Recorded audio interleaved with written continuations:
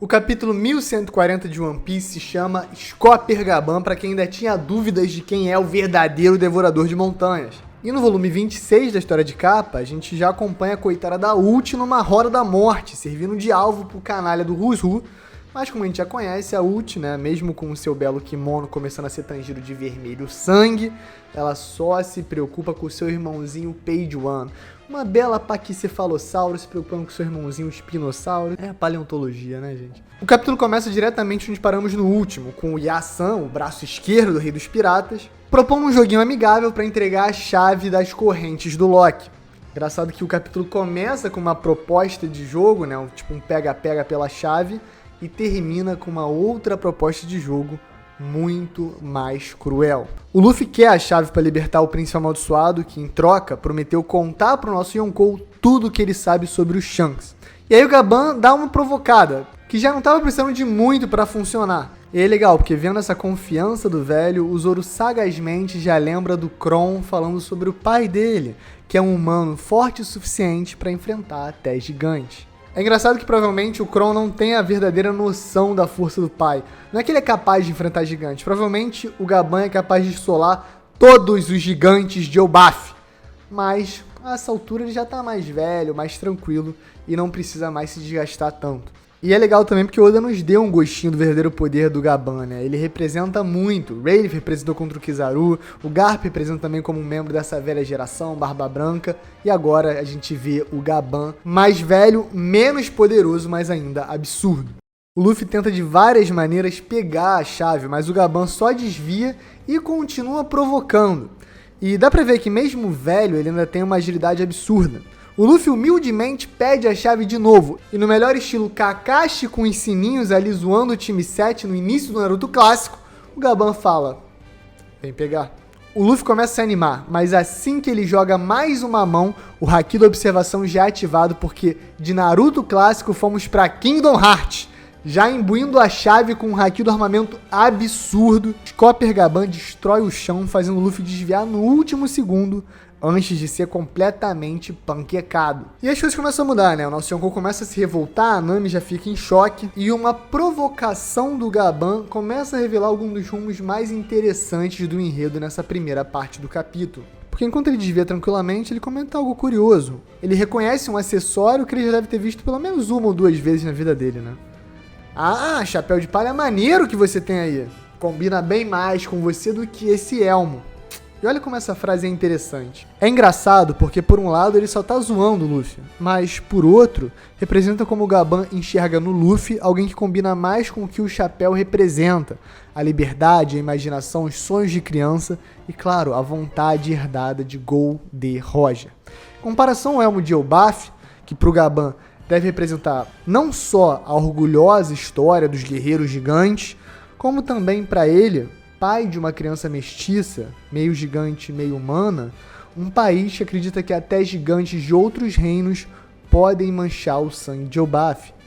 Eu digo isso porque os chifres representam os gigantes ancestrais, né? Eles vêm dessa linhagem antiga que, pelo que o Road falou, é ainda mais violenta, ainda mais fechada com o caminho do guerreiro. E de novo, Elbaf é diferente, ela não é isolada do mundo à toa. Eles têm essa ideia de que o sangue dos gigantes de Elbaf tem que se manter puros, até mesmo contra gigantes de outros reinos da própria Warland. É sempre fascinante como Oda tem uma capacidade de trazer muita profundidade para os personagens através de uma narrativa natural, vívida, que te puxa para a realidade rápido quando nos colocamos na pele e tentamos entender o que cada personagem está vivendo dentro da obra. O Luffy responde revoltado, dizendo que é óbvio, porque o chapéu é o tesouro que o Shanks deixou com ele. Mas assim como um combate, uma conversa às vezes pode ser uma troca de golpes, e o Luffy, sempre muito inocente e honesto, nessa troca deixou uma vulnerabilidade pro Gaban explorar. Ué, ele só deixou contigo, não te deu o chapéu? Que mão de vaca, hein? Então sim, galera, o Shanks é o famoso mão de vaca, avarento, seu bolso é conhecido entre os amigos como a caverna do escorpião. Ou no mínimo essa é só zoeira, né? Porque o Gaban cumpre esse objetivo, deixar o Luffy revoltado e entender o quanto ele realmente gosta ou se importa com o Shanks. E é interessante também que não é a primeira vez que isso acontece em Elbaf. Lembra quem também zoou o Shanks ao provocar o Luffy? Pois é, o próprio Príncipe Amaldiçoado, no primeiro encontro dos dois. E eu venho batendo nessa tecla há um tempinho já. Existe um paralelo muito claro entre Loki e Scopper Gaban. Por trás de toda a zoeira, o Oda está escondendo um enredo muito bonito. Como eu disse, o Gaban, além de braço esquerdo do Rei dos Piratas, destruidor de montanhas, é o pai do Kron, o marido da Ripley, um chefe de família mestiça, interracial, que em um país que carrega em sua cultura uma supremacia sanguínea que até o isola do resto do planeta e dos próprios outros reinos gigantes. E contrário a esse sistema, ao status quo dos gigantes e à suposta paz, temos o Príncipe Amaldiçoado, que é considerado o quê? O maior baderneiro, o maior maluco, o maior causador de confusão, o maior disruptor de toda a Elbaf. E talvez um dos atos mais importantes para isso tenha sido, na verdade, um ato não de violência, e sim de amor. Porque no passado ele teve um casamento prometido com uma humana, que no momento que foi trocada, simplesmente acabou. Ali por volta do capítulo 858, a gente tem a Big Mom explicando sobre a situação que ela passou com a Lola e com a Chiffon. Como no passado ela tinha feito um acordo diretamente com o Príncipe Loki para que em um casamento eles fizessem uma aliança. E claro, com essa aliança na cabeça da Big Mom, ela obteria todo o poder do exército gigante. Mas o que o Loki ia ganhar com isso tudo? Bom, eu hoje em dia enxergo pessoalmente que ele queria zoar o pai dele, o Rei Harold, né? Ele queria pegar literalmente a pessoa mais odiada de Elbaf, que é a Big Mom, que também era uma Yonkou, uma pirata poderosíssima, e criar uma aliança que simplesmente ia deixar todo mundo em Elbaf maluco e que, quem sabe, poderia até ser um caminho encurtado pro Loki virar o rei de Elbaf, né? Quem sabe ele não chegaria com os exércitos da Big Mom desafiando o Rei Harold em combate. A gente sabe que o Loki é simplesmente insano em termos de nível de poder, então isso é um caminho plausível. Mas dentro desse plano político, o amor estragou tudo. Porque o Loki deve ter realmente se apaixonado pela Lola, né? É até louco pensar, mas um gigante se apaixonou por uma humana, igual o Gaban se apaixonou pela Ripley. E nesse contexto, no momento que a Lola desiste, foge do casamento e tenta ser substituída pela Chiffon, que é a outra filha gêmea da Big Mom, que é igualzinha a Lola, o Loki simplesmente desiste. Agora, por que desiste se era uma jogada política, uma jogada militar, uma jogada de poder ou até uma zoeira com o próprio pai? A resposta é simples, porque ele realmente adquiriu sentimentos pela Lola. Um gigante se apaixonou por uma humana. E nesse contexto, na hora que ela foi trocada, nada mais daquilo fazia sentido. Isso é plausível com o que o Oda já mostrou da personalidade do Loki. Quando ele conversa com o moça ou com a moça que tá lá no Dendemushi, a gente não sabe ainda o gênero dessa pessoa, ela fala que ele tem, por trás desse exterior espinhudo, um lado mais gentil, um lado mais carinhoso. Isso, claro, é um foreshadow para esse passado romântico do Loki, que o conecta diretamente a quem? O ministro do amor, o pregador do amor, o chefe da família interracial que quer defender os híbridos, que citou nominalmente os bucaneiros, os Dossudon e as outras raças híbridas que são caçadas no mundo de One Piece, porque os bucaneiros são criminosos simplesmente por nascer. Esse cara aí é um cara muito importante pro enredo, que tem uma conexão direta com o Loki pelo seu amor livre, que não é livre em Elbaf, porque o Rei Harold queria assumir a mãe do Hajirudin, mas a sociedade de Elbaf simplesmente a exilou por não ter o sangue puro de Elbaf. Olha como tudo aí se encaixa perfeitamente e a gente ainda estava perdido no enredo, porque o Gaban estava com a Ripley e o meme é muito poderoso, mas por trás do meme, o Oda sempre atinge o coração com as coisas mais importantes da vida, e nesse caso, o amor livre é a temática do Gaban que vai respingar no Loki.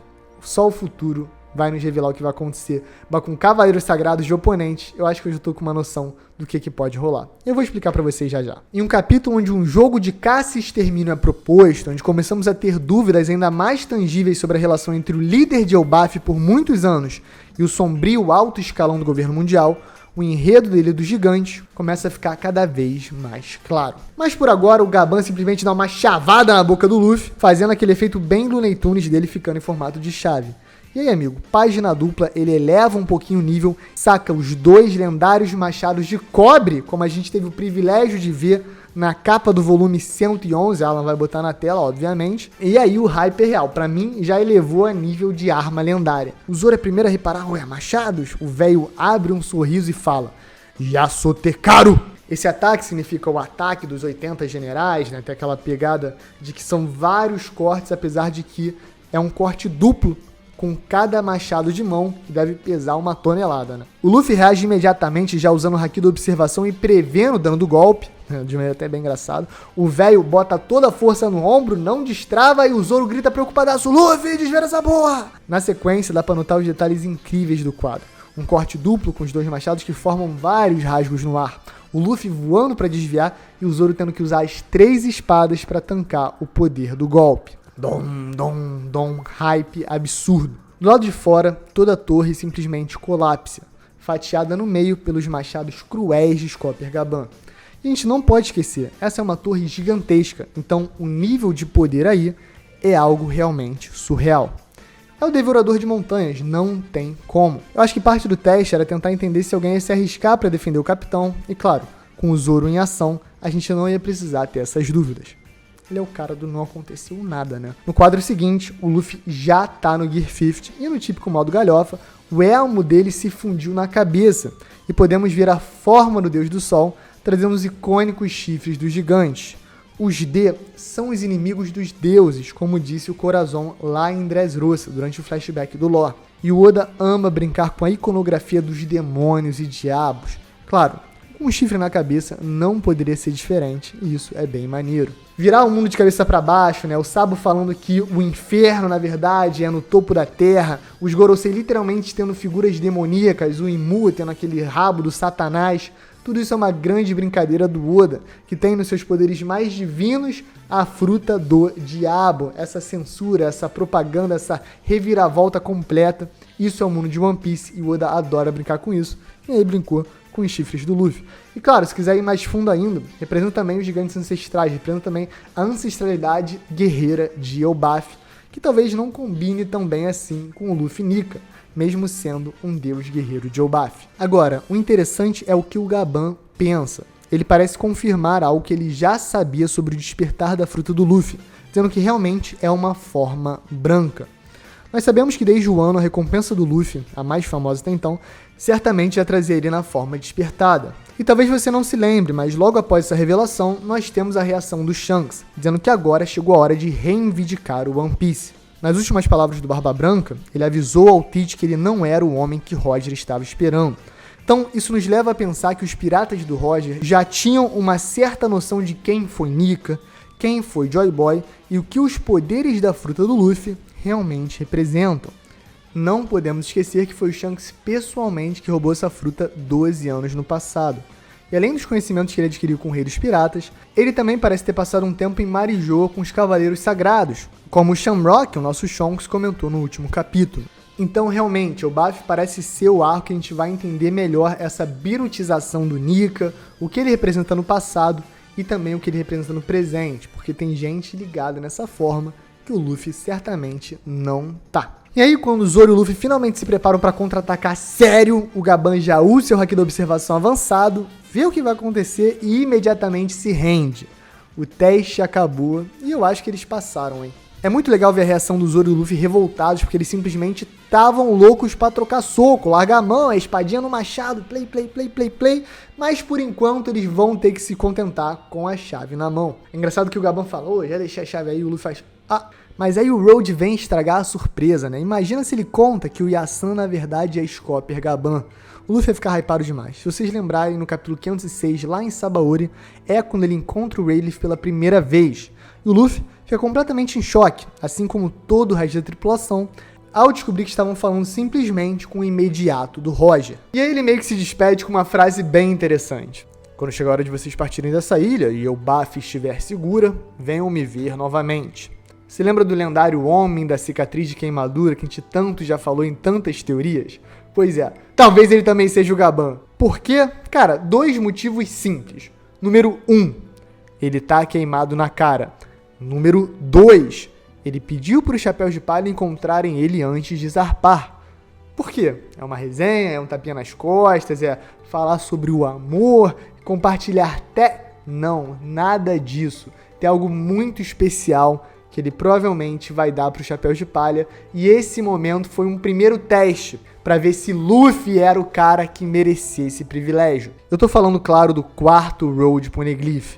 Talvez o navio negro das lendas, que o Homem da Cicatriz das Chamas navega por aí, seja o próprio Oro Jackson, que até hoje não sabemos o verdadeiro paradeiro e que tranquilamente poderia ter sido pintado de preto para despistar a marinha. Sabe o Romário, quando não tinha patrocínio, que pintava a chuteira de preto? Pode ser isso aí que o Scopper Gaban fez com o Oro Jackson, que agora, às vezes, aparece do nada no Novo Mundo, destrói um navio pirata e tal, e depois volta para o Elbaf ali, quietinho, como se nada tivesse acontecido. Os redemoinhos aquáticos, também citados, podem ser alguma técnica do Gaban. A gente viu que ele tem um domínio absurdo dos machados, e eu não duvido nada que um ataque circular na água pudesse gerar um redemoinho marinho gigantesco. Eu tô botando fé, vamos ver se isso se confirma. É interessante ver também o Shanks conversando com o Gaban sobre o Luffy. A confiança que o Ruivo tem nele é incrível, mas o que será que ele quis conversar com o Scopper Gaban? Será que foi sobre a fruta do Luffy? Será que foi sobre o Road Poneglyph? Será que foi sobre Roadstar ou Laugh Tale? Eu não sei, o Shanks sabe tanto que a gente não sabe, até porque ele tem uma vida dupla secreta também, né? A gente não sabia até pouco tempo atrás que ele tinha visitado Marijoa, então ele pode ter obtido ainda mais informações. E outra dúvida, pra que o Scopper Gaban precisaria confiar no Luffy? Geralmente quando você confia em alguém, você confia em alguma coisa, um segredo, uma intimidade, um presente. Talvez ele estivesse falando do quarto Road Poneglyph. Então, podem segurar aí, porque eu tenho quase certeza que o Scopper Gaban é o Homem da Cicatriz das Chamas. E aí, chegando na segunda parte do capítulo, a gente tá na escola da Morsa. As criancinhas que fizeram bullying com o Kron, porque ele gosta de lutar e não estudar e filosofar e ser simplesmente uma pessoa incrível, né? Que nem essas outras crianças gigantes aí, super maneiras, né? Aparentemente da galera que não gostam de brigar, começam a apontar pro céu desesperadamente e falar: ah, meu Deus, pô, pássaro. Cara, isso não é um pássaro, né? As suas crianças lesadas. Isso é um bumerangue com 2 supremacistas de Cavaleiros Sagrados usando a fruta da seta para fazer com que os vetores criem uma aerodinâmica o suficiente para que eles levitem pelo ar como se fosse uma espécie de um stealth bomber do capeta. Pois é, galera, é Gunko e Shamrock e eles estão com maldade no coração. Porque a algumas centenas de metros de distância, eles aterrissam, a Gunko estica a mão e PAM! Um super círculo capirotal aparece. Mas antes disso, vocês notaram um detalhe interessante? Não é a primeira vez que eles visitam Elbaf, porque a Gunko vira e fala: ah, quem diria que tem uma escola aqui, né? E aí o Shamrock responde de maneira estoica que, aparentemente, construíram. Ou seja, eles já vieram em Elbaf e não tinha escola nenhuma. Eles já vieram em Elbaf fazer o quê? Quando? Com quem? E por quê? Isso é importante porque confirma que os Cavaleiros Sagrados, e em específico a Gunko e o Shamrock, já tiveram aí antes, e se a gente imaginar que a construção da escola provavelmente aconteceu durante o reinado do Rei Harold, que segundo os gigantes era o grande líder das reformas, pró-comércio, estudo, nós podemos traçar aí que aconteceu nos últimos 100 anos, por aí, né? Considerando que o Hajirudin nasceu 81 anos no passado e o rei já não podia assumir ela nessa época. E sendo mais específico ainda, muito provavelmente é depois da chegada do Jaguar de Sol, com os livros secretos de Ohara, que realmente foi construída a biblioteca e a escola. Então, a gente bota de 25 anos pra cá até um pouquinho mais cedo. O que já é meio doideira, então, porque o Shamrock e a Gunko seriam bem novos nessa época. Considerando que o Shamrock é o irmão gêmeo do Shanks, que tem 39, e a Gunko parece ser ainda mais nova. Nas entrelinhas, Zoro tá comunicando que por mais que o Elbaf não seja parte do governo mundial, ela já foi visitada. E se ela já foi visitada, muito provavelmente ela já foi influenciada pelos Cavaleiros Sagrados. Mas aí uma cena engraçadíssima. No meio da fumaça, uma voz começa a conversar sozinha, falando justamente sobre sua partida de Marijoa para Elbaf. Só que como a Gunko já summonou os dois, eles são simplesmente teleportados no meio da resenha, completamente despreparados, de uma maneira super galhofa. Agora, antes de eu falar qualquer coisa, uma parte de vocês pode estar: que sacanagem, o Oda, né? Pô, os Cavaleiros Sagrados, Super Berezia, e bota nessa galhofa. Cara, One Piece é galhofa. Todo mundo é galhofa, é zoeira. Mas mais que isso, eu acho que bota em perspectiva como também é ridículo essas pessoas que têm crenças de cavaleiros sagrados, de supremacia e tal. Ele sempre ridiculariza os Tenryubitos. E dentro dos cavaleiros sagrados não seria diferente. É só pensar no San Carlos, que é uma criatura nojenta, que tá sempre se babando, se catarrando e tal. E não é por isso necessariamente que ele é nojento, não é a estética, porque o Shamrock é um bonitão. O que importa é o interior, e o interior de ambos é completamente podre e terrível. E claro, dá pra dar uma zoada, dá pra ter um momento descontraído de galhofa, porque são personagens ridículos. E é isso, de maneira nada épica, de maneira bem tosca, de samba-canção, com o outro completamente atrasado, atarantado, são revelados Sam Sommers, da família Shepard, a mesma do Gorosei Júpiter, o cara que vira o minhocão. Eu achei a escolha interessante, eu não sei exatamente como é que seria no katakana ou no hiragana, eu não entendo em japonês. No entanto, eu posso falar pra vocês que uma das batalhas mais famosas da Primeira Guerra é a Batalha de Somme, na França. E aí talvez o Oda tenha se inspirado para fazer o nome Sommers. Até porque os Cavaleiros Sagrados têm um design que remete, sim, à aristocracia do século 20 e 19, principalmente a aristocracia militar. Porque nessa época era normal que oficiais de alta patente também fossem de famílias nobres, de famílias aristocráticas dessas potências europeias. Já o outro figurão se chama Sam Killingham, da família Limoshif, que tem um design no mínimo curioso. Por quê? Existe um ser mitológico japonês chamado de Kirin. Durante o arco de Wano, eu, Marco, Lipe, a gente fez vídeo, a gente comentou, a gente discutiu muito com a expectativa de que o Kirin seria revelado, porque justamente é um ser da mitologia japonesa muito icônico, muito importante, bem histórico e bem poderoso também. A gente pensou que poderia ser a fruta do Yamato, de algum Tobiropo, até quem sabe o Kaido poderia ter antes de ser revelado como dragão azul, só que, na verdade, isso nunca foi exposto. Até que a gente descobre que o Oda estava simplesmente guardando para fazer um belo de um trocadilho, porque Killingham, que seria um nome perfeitamente normal na língua inglesa, na verdade é um trocadilho com Kirin, né? Se você for fazer a niponização fonética, vira Kirinham, sei lá, né? Kirin, né? Outros detalhes interessantes do design. A cuequinha de coração no Sam Sommers, completamente galhofa. As tatuagens no braço e no cotovelo provavelmente carregam algum emblema da família ou organização militar dos Cavaleiros Sagrados. No entanto, ele lembra também um símbolo que o Oda já usou. Durante a saga de Skypiea, o Oda mostra um navio caindo do céu, que depois é revelado ter saído do reino de Brice, e que carrega um emblema bem parecido em suas velas, apesar de mais simples. Então existe uma chance desse reino do passado, que o Oda deve ter colocado ali em Skypiea, ser de fato um reino que era comandado antigamente pela família Shepard. Já o Killingham tá todo uniformizado, né? Ele tem uma arma que parece um tridente irregular, remendado, e né, deve ter alguma história aí.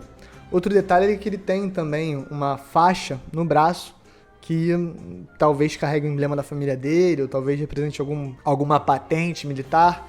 Geralmente na história, pessoas que carregam isso são... né? Ele também tem a sua bolha de astronauta dos Tenryubitos, só que a cabeça dele de Kirin é tão longa que ele precisa de uma máscara de gás para caber na geringonça. E Tenryubito é um povinho, né? É muito bom também que a Gun fica tímida por ter teletransportado o Sommers de cueca, né? Complicado, né? Complicado. Mas aí, os dois finalmente entendem o que tá acontecendo. Mas aí, depois, o Sommers e o Killingham finalmente entendem que foram teleportados pro meio de Elbaf. E outro detalhe interessante. É a primeira vez do Killingham que tá impressionado com o tamanho de tudo. E aí, isso é curioso, porque o Shamrock queria ajuda apenas de um cavaleiro, mas mandaram 2 e ordenaram o retorno do capitão. Essa ordem provavelmente veio diretamente do Garlin. É curioso também porque a gente pode imaginar que a politicagem dos Gorosei é ainda mais intensa, considerando que os filhos e herdeiros desses idosos imortais são literalmente a força de elite que luta pelo governo mundial. Então, o Sommer representa também o Júpiter, de certa maneira, e os interesses entre essas famílias podem não necessariamente estar alinhados. A promoção do Garlin, por exemplo, não foi bem recebida pelos outros Goroseis, e, claramente, ele é quem está por trás dessa incursão em Elbaf. Já no lado de Marijoa, a situação não para de ir de mal a pior. A operação na Terra Sagrada feita pelo Exército Revolucionário foi um sucesso. E na nossa última atualização, os Tenryubitos estavam se revoltando contra o Sakazuki porque eles estavam começando a passar fome, que revela que os Pães Dragon estavam dando muito certo. O próprio Lafayette comenta como as bôndolas, né, que estavam levando comida estavam rotineiramente sendo explodidas, contrabandeadas, roubadas, saqueadas, enfim. Tá praticamente impossível de comer lá. Além disso, os piratas do Barba Negra também estão de olho no topo da Red Line e uma Marijoa enfraquecida e desesperada pela fome podem colocar o Yonkou numa posição de negociação absurda. Bom, depois do reporte do Sommers, ele comenta outra coisa bem curiosa. Pergunta se o Shamrock veio ver o túmulo do rei Harold. O Oda é muito malandro e isso deixa aberto para duas interpretações diferentes. Primeira, ele tá ironizando o Shamrock. Talvez ele saiba já de um desprezo especial que o gêmeo do Shanks tinha pelo rei e tá querendo sacanear ele. Explicação 2. Eles tinham alguma relação de fato carinhosa, tenra, diplomática. Ou talvez o rei Harold fosse realmente só uma ferramenta do governo mundial para enfraquecer o BAF. A gente trouxe uma teoria aqui no canal que fala especificamente dessa conspiração do rei Harold. Eu vou deixar o link na descrição. Mas eu também falei nessa semana sobre a inocência do Loki e como tudo isso está conectado diretamente ao Jaru, ao seu passado com a Big Mom, ao governo mundial e à mãe Carmel. Realmente, confia em mim quando eu falo, existe uma conspiração acontecendo em Elbaf e o Oda está prestes a nos revelar todos os fatos. Mas por enquanto, as peças do quebra-cabeça já estão aí para ser montadas. Na página final, Sommers revela que o plano é sequestrar as crianças gigantes e levá-las de volta para Marijoa. O motivo não fica exatamente claro, mas talvez a gente possa especular que elas vão ser usadas de refém para que o Elbaf não possa se rebelar e não mande seus exércitos, o que faz bastante sentido. Vocês conseguem imaginar? Se várias crianças são sequestradas, digamos 100, 150, 200 crianças gigantes, e lembrando, os gigantes não têm tantos filhos assim, então tem já naturalmente menos gigantes no mundo. Imagina aí que seja, 30 crianças sejam sequestradas. E aí, logo em sequência, os Cavaleiros Sagrados apareçam e ordenem que Elbaf se renda e faça parte do governo mundial oficialmente, cedendo recursos, soldados e fazendo missões, quem sabe até em prol do governo mundial. A gente pode ser mais cruel e mais sádico ainda. Talvez os Cavaleiros Sagrados ordenem que Elbaf simplesmente aceite um torneio do extermínio e não reaja, com os gigantes sendo caçados, assassinados, mortos e exterminados por toda a ilha, sem poder fazer nada, porque justamente os seus filhos vão estar sob risco. E pior, digamos que o Elbaf então tente chamar os outros gigantes para ajudá-los. Será que os outros gigantes não vão virar e falar: o sangue puro de Elbaf está me convidando, agora vocês querem ajuda, depois de séculos, depois de milênios de guerra, depois de supremacia, depois de extermínios, depois de conflitos? Melhor a sua mãe chorando do que a minha. E essas crianças aí de sangue puro não têm o nosso sangue sujo. Então não sei por que eu teria que arriscar o meu sangue sujo pelo sangue puro da sua criança. Eu acho que isso pode acontecer, esse conflito real pode acontecer. Mesmo os guerreiros podem se ver isolados. Dezenas, se não centenas de guerreiros gigantes com os chifres dos gigantes ancestrais foram mortos na batalha com o rei Harold e com Loki. Então Elbaf pode estar especialmente enfraquecida e ser vulnerável até aos reinos ao seu redor. As coisas estão muito complicadas e esse cenário futuro pode ser extremamente crítico. Lembrando, o Ragnarok é o apocalipse da mitologia nórdica e faz todo sentido o Ragnarok ser um evento colossal catastrófico que envolva muita dor e caos. Um apocalipse verdadeiro. Com o torneio do extermínio se repetindo, isso pinta um cenário perfeito para todas as partes da construção que o Oda está fazendo no enredo se fecharem de maneira genial. Bom, nisso o Killingham comenta que aqueles que não carregam a marca não podem passar pelo, entre aspas, abismo, que pela tradução tem o mesmo kanji de pentagrama, então uma referência, claro, ao poder de teleporte que vimos os Gorosei e Cavaleiros Sagrados usarem. Por isso que eles falam que as crianças têm que ser sequestradas de navio mesmo, que pra eles, né, é um saco. Imagina tu andar o tempo todo de patinete e vocês falam, tem que ir a pé. Agora, essa pode ser uma marca ou até mesmo um chip. Pois é, eu falo disso há um bom tempo, mas durante o flashback do Doflamingo em Dressrosa, na hora que o seu pai, o Don Quixote Homing, resolve abandonar Marijoa, os dragões celestiais pedem que ele devolva o chip celestial, que é um possível rastreador ou até uma chave de acesso. Talvez esse chip seja imbuído do poder de Mu e seja uma espécie de chave capaz de tornar o teleporte possível, o que tornaria impossível para as crianças e, plausivelmente, possível para o Shanks, por exemplo. Quem sabe o Shanks não consegue também usar esse mesmo poder porque ele tem o chip celestial se ele de fato foi implantado como um bebê, já que com 1 ano mais ou menos de idade, ele acabou se perdendo durante o conflito de God Valley e sendo criado pela tripulação do Roger. Ou até mais velho, com 15 anos de idade, quando ele foi visitar a Mary Joa, quando ele foi provavelmente conhecer o pai biológico, talvez possam ter implantado nele um chip celestial para ele ser identificado também como um Tenryubito. E falando em God Valley, o doentio Shamrock quer transformar a missão em um jogo, tal qual o jogo do extermínio que seu pai e outros cavaleiros sagrados das 20 famílias reais estavam jogando ou aterrorizando God Valley. Agora vai ser mais light, né? Só sequestro de criança, mas como eu falei, pode existir um cenário diferente. Talvez eles evoluem, escalem esse jogo para novas alturas que vão ser ainda mais sanguinolentas. E eu também venho falando isso há muito tempo. No final das contas, o Shamrock provavelmente só quer impressionar o papai. Então esse tipo de homenagem combina perfeitamente bem com um personagem sádico e patético. Galera, esse foi o review do capítulo. Semana que vem, novo capítulo, não tem break. O Oda tá quente demais, dá carnaval pra gente, mas pra ele não é. O homem tá trabalhando um monstro. Então, pode confiar, nessa semana vai ter review, vai ter teoria, vai ter resposta de palha, vai ter vídeo. No nosso Tico-Teco tá tendo Reels. No nosso Instagram tá tendo Reels e no nosso Tico-Teco tá tendo Tico-Teco. Então, não deixe de dar o follow lá. Estamos querendo chegar a 10k no Teco-Teco, hein? Dá essa moral pra gente, pô. Deixa o follow lá. E fora isso, galera, deixa o like, se inscreve, dá essa moral pra gente. Domingão tem live, estaremos aí. Vamos comentar tudo, vamos reler o capítulo. E é isso, galera. Um beijo, um queijo, muita coisa acontecendo. One Piece é maravilhoso. Deixa o like, se inscreve. Valeu!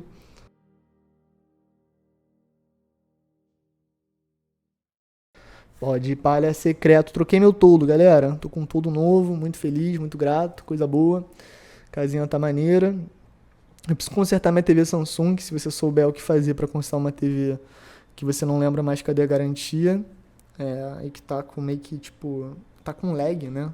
Parece que tá com lag na TV, tá fantasma, tá esquisito. Comenta aí, né? Você técnico de TV que mora no Rio de Janeiro, manda um salve. Vamos fazer um precinho camarada. Aceita like no Instagram, né? A galera que paga as coisas com permuta. Eu tenho muita vergonha de falar que eu sou criador de conteúdo pra conseguir coisa grátis na vida normal, assim. Eu nunca teria coragem, né? Se é um contexto de permuta, né? Uma mensagem, um e-mail comercial, é uma coisa. Agora tu chegar no restaurante, na rolagem de roupa, tá maluco. Mas quem tem essa cara de pau vai na frente, né? Isso que é duro na vida. Sai na frente, se dá bem. Tu tem que ter o malucômetro na cabeça e pensar que no final de contas nada importa e daqui a, tipo assim, pouco tempo a gente vai ser um bicho na Terra. Um bicho não, né? A gente vai ser um nada na Terra. Um resto mortal pra ser decompositado pelos fungos, pelas minhocas e outras criaturas. Então tudo certo, tudo bem. É isso aí, valeu, pô. Seja maluco, malucômetro, pede like, eu vou fazer isso, tá? Eu vou no restaurante. Hoje é aniversário da minha mamãe. Mãe, te amo muito, mãe. Você é a melhor mãe de todos os tempos, galera. Vocês não conhecem minha mãe, provavelmente, mas saibam que Belle Mary, entendeu? As grandes mães de One Piece, as lendárias mães de One Piece, tu junta todas e dá 30% da minha mãe. Ela é a Gold. Eu não consigo expressar em palavras. E outra, eu tô gravando dia 20, dia 21 é aniversário da mãe do Lipe. Então, parabéns pra mãe do Lipe também, que é uma pessoa sensacional. E o Lipe é top, então... Alguma coisa certa ela é feia. Não, brincadeira, pô. Não tô zoando. A mãe do Lipe é incrível, conheço ela é maravilhosa. Então é isso, gente. Olha que engraçado, né? Eu faço dia 25, quer dizer, eu faço dia 27, o Lipe faz 25, e a minha mãe faz 20 de fevereiro e a mãe do Lipe faz 21 de fevereiro. Olha que loucura, gente. Muito legal. Então é isso, galera. Um beijo, um queijo, pode parar secreto e valeu!